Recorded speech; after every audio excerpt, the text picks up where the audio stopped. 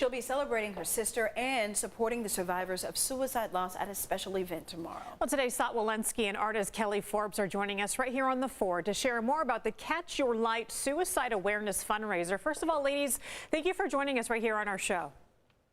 Thank you for having us. Sat, I'm going to start with you. Tell us a little bit about your sister's story. Okay, yeah. My sister, Kyla Gwynn, she died of suicide 3 years ago at the age of 26. And she was a prolific writer, singer-songwriter. She had recorded 4 albums between the ages of 17 and 24. And honestly, the trauma of losing her caused me to go into a mental health crisis of my own.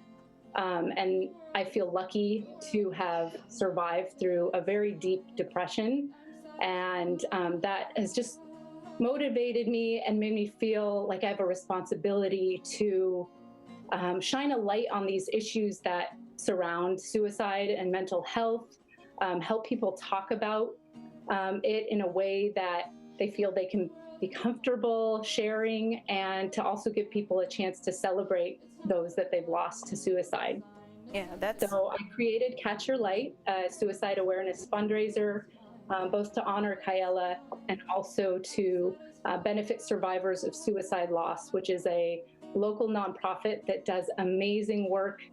They run these free peer support groups for anyone that has lost someone to suicide, and it's incredibly therapeutic and helpful. Oh, I can imagine how incredibly therapeutic and helpful it is. Thank you so much for, first of all, being brave enough to share your story and be transparent, and for creating an event to raise awareness to help other people, because a lot of people are suffering with the same things. I want to bring in Kelly Forbes now. I see you over here painting, girlfriend. I really appreciate that. That is beautiful. I love the colors. Talk to me a little bit about why this event. What's your contribution to this effort? Sure. So I'm just a really good personal friend and community member of Thought, and Thought reached out to me and wanted to include art. I birth art experiences that connect humans to their true spirit. And we thought with this type of event that it would be a great way to connect everyone and celebrate those who have been lost to suicide.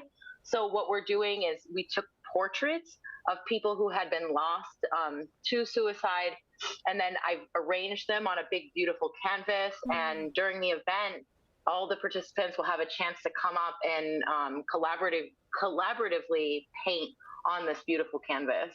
And then we hope to have it hanging somewhere to be celebrated forever. Well, thank you so much for jumping in and getting involved in this as well. And I know that we'll be able to come out there tomorrow night and see not only your works of art, but again, this collaborative effort. Sat, I want to bring you back in before we run out of time here. As a community, how can we better support not only individuals like yourself who have suffered a loss due to suicide, but folks who may be dealing with severe mental health issues? Right. Well, the first thing is to talk about it. You know, talking about it doesn't make it more likely to happen. It makes it less likely to happen. And we're really afraid of the subject. So if someone comes to you and says they're having these suicidal thoughts, just listen, tell them you can get help. And there's so many resources that they can reach out to. Survivors of suicide loss has been tremendously helpful to me. But it starts with embracing it and talking about it. Yes, it does. Let's share some information. And real quick, Sat, is there a website folks can go to in order to find more about the event tomorrow night? Yeah. It is bit.ly/Catch Your Light. Catch Your Light. Okay, we'll see. It's at the Fruit Craft in Hillcrest tomorrow from 6 to 9 p.m. Kelly, we'll see you out there with your canvas. And of course, Sat, thank you again for being a voice for this issue. Ladies. We appreciate you guys so much. Thank you. For having us.